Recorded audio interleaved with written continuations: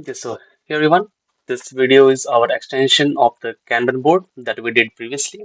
So in this video, I have a UI over here from which I can select different stages and then I can save this stage which will reflect on my Kanban. So what I want to have a different UI for the stage selection. So how and what my UI will look like after I am done with the implementation will be something like this. So let's get started. Okay.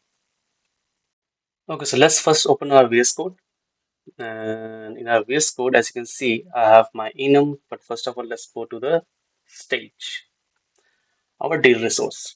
Now, over here, I have a select tag, which we usually see over here in a drop down. If I hit refresh, just a minute. Yeah, as you can see right now. So what I'm going to use what we call it a toggle button.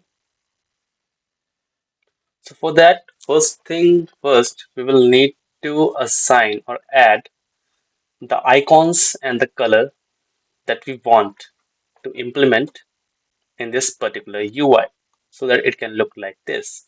So first one is icon and what color it will show once that item is selected. Okay. Okay, so for that we will first define the colors and we will add here has color interface. Let's open it up. Yeah, we will add which has a get color method.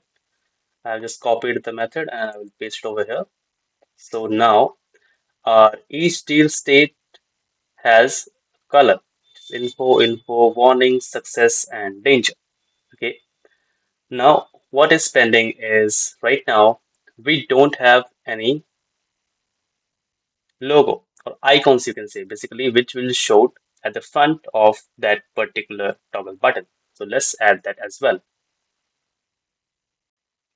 So I have copied the color as well. So let me paste it here.